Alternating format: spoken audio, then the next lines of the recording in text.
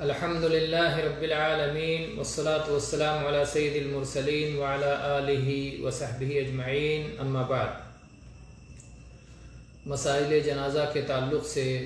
دروس کا یہ سلسلہ اللہ کے فضل و کرم سے جاری ہے، اور ان دنوں قبر پر کون سی چیزیں حرام ہیں اس تعلق سے بات چل رہی ہے۔ اس میں اس بات کا تذکرہ ہو چکا ہے کہ قبر کے پاس کوئی جانور ذبح کرنا، کوئی جانور قربان کرنا حرام ہے، اس پر بات ہو چکی ہے۔ اسی طرح سے قبر پر جو قبر سے مٹی نکلی ہے اس کے علاوہ باہر سے مٹی لا کر کے قبر کو اونچی کرنا، قبر کو بلند کرنا، یہ حرام ہے۔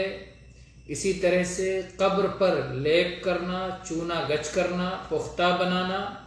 اسی طرح سے قبر پر تختی لگانا، اس پر نام لکھنا، اسی طرح سے قبر پر کسی قسم کی تعمیر کرنا،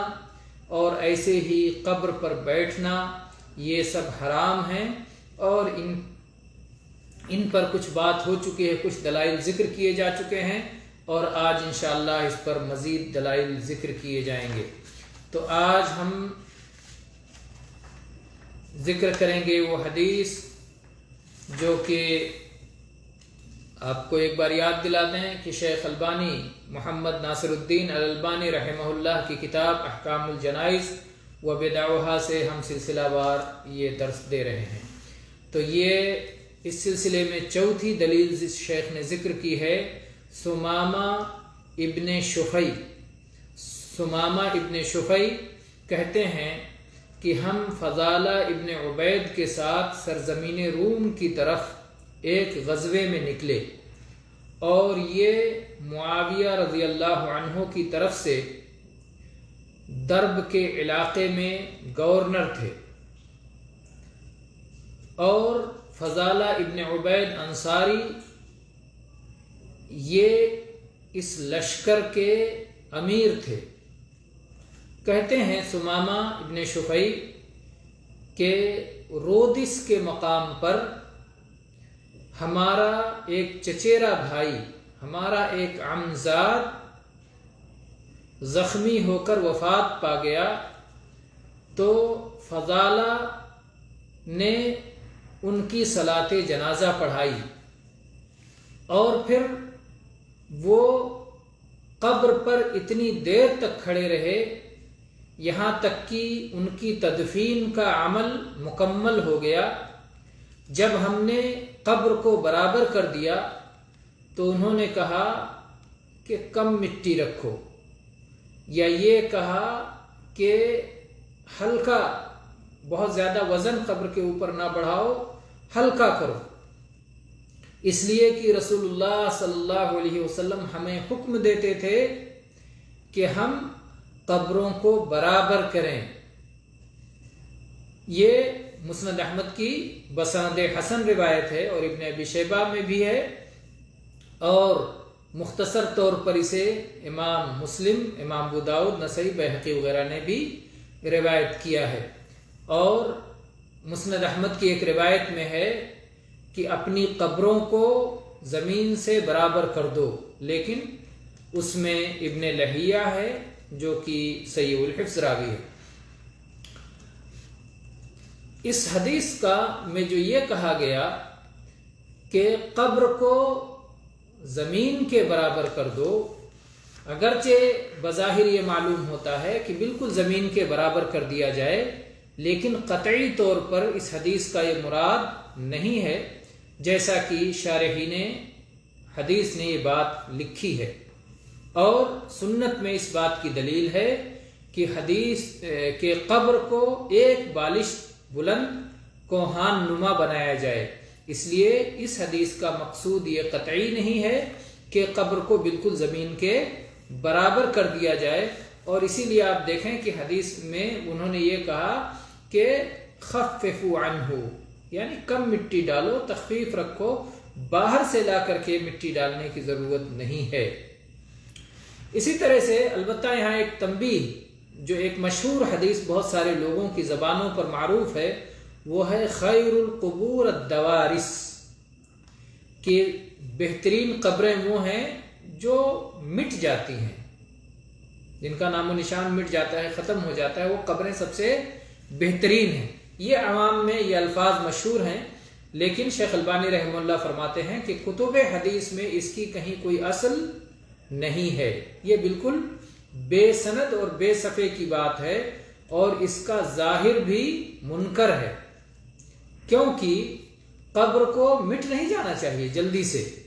بلکہ قبر کو ظاہر رہنا چاہیے، زمین سے بلند رہنا چاہیے، ایک بالشت کے مطابق، جیسا کہ سنت میں ہے، تاکہ لوگ پہچان سکیں کہ یہاں قبر ہے اور اس کی حفاظت ہو، اس کی اہانت نہ ہو، اور اسی طرح سے قبر کی زیارت ہو اور اسے چھوڑا نہ جائے، عبرت کی خاطر اس کی زیارت کی جائے۔ تو قبر کو مٹ کر ختم ہو جانا چاہیے، یہ بات، یہ تصور درست نہیں ہے۔ اگلی حدیث اس سلسلے میں معاویہ رضی اللہ عنہ کی حدیث ہے، فرماتے ہیں ان تسویۃ القبور من السنہ، کہ قبروں کو برابر کر دینا یہ سنت کا حصہ ہے، سنت میں سے ہے، اور یہود و نصارہ یہ اپنی قبروں کو بلند کیا کرتے ہیں، اونچی کیا کرتے ہیں، ان کی مشابہت اختیار نہ کرو۔ یہ طبرانی کی روایت ہے معجم کبیر میں، اور اس کی سند صحیح ہے۔ اور چھٹی حدیث اس سلسلے میں ابو ہریرہ رضی اللہ عنہ کی ہے کہ رسول اکرم صلی اللہ علیہ وسلم نے فرمایا لَأَن يَجْلِسَ أَحَدُكُمْ عَلَى جَمْرَةٍ فَتُحْرِقَ ثِيَابَهُ فَتَخْلُصَ إِلَى جِلْدِهِ خَيْرٌ لَهُ مِنْ أَن يَجْلِسَ عَلَى قَبْرٍ۔ یہ صحیح مسلم کی حدیث ہے، اور اسی طرح سے ابو داؤد، نسائی، ابن ماجہ، بیہقی وغیرہ میں بھی ہے کہ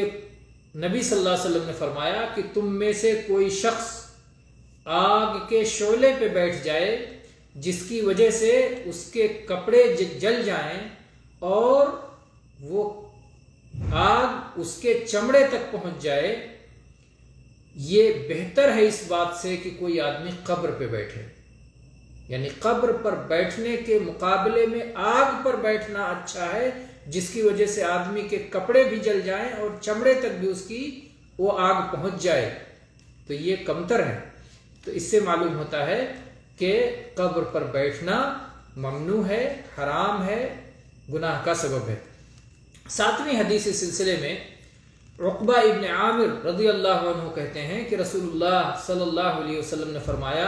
لَأَنْ أَمْشِيَ عَلَى جَمْرَةٍ أَوْ سَيْفٍ أَوْ أَخْصِفَ نَعْلِي بِرِجْلِي أَحَبُّ إِلَيَّ مِنْ أَمْشِيَ عَلَى قَبْرِ مسلم، کہ میں کسی شعلے پہ بیٹھ جاؤں، میں کسی شعلے پر چلوں، یا میں کسی تلوار پر چلوں، یا میں اپنے پیروں کے ذریعے اپنے جوتے سیوں، یہ سب مجھے اس بات سے زیادہ محبوب ہیں کہ میں کسی مسلمان کی قبر پر چلوں۔ یعنی ایک مسلمان کی قبر پر چلنے سے زیادہ مجھے یہ بات پسند ہے کہ میں تلوار پر چلوں، کہ میں آگ کے شعلے پر چلوں۔ تو اس سے معلوم ہوتا ہے کہ قبر کے اوپر سے چلنا یہ گناہ کا سبب ہے اور سزا کا سبب ہے۔ اور اسی طرح سے فرماتے ہیں کہ رسول اللہ صلی اللہ علیہ وسلم نے فرمایا وَمَا أُبَالِي أَوَسَطَ الْقُبُورِ قَضَيْتُ حَاجَتِي أَوْ وَسَطَ السُّوقِ، اور مجھے اس کی پرواہ نہیں ہے کہ میں نے قبروں کے درمیان قضائے حاجت کی یا سر بازار قضائے حاجت کی۔ یعنی بازار کے درمیان کوئی شخص یہ بات قطعی گوارا نہیں کرے گا کہ بازار میں لوگوں کے درمیان سر بازار قضائے حاجت کرے، لوگوں کے سامنے، لوگوں کی نگاہوں کے سامنے۔ تو اسی طرح سے قبرستان میں قضائے حاجت کرنے کا معاملہ بھی ہے، دونوں کو اللہ کے نبی صلی اللہ علیہ وسلم نے یکساں قرار دیا ہے۔ یہ ابن ابی شیبہ اور ابن ماجہ کی بسند صحیح روایت ہے۔ اور اس سلسلے میں آٹھویں حدیث اس سلسلے میں ہے، ابو مرثد غنوی کہتے ہیں کہ میں نے رسول اللہ صلی اللہ علیہ وسلم کو فرماتے ہوئے سنا لا تصلوا الى القبور ولا تجلسوا علیہا، قبروں کی طرف رخ کر کے صلاۃ نہ ادا کیا کرو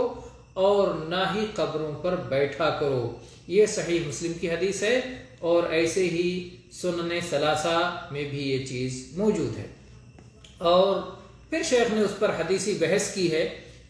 اور آگے جا کر کے شیخ لکھ رہے ہیں کہ ان احادیث میں قبر پر بیٹھنے اور قبر پر چلنے، کسی مسلمان کی قبر پر بیٹھنے اور کسی مسلمان کی قبر پر چلنے کی ممانعت ظاہر ہوتی ہے،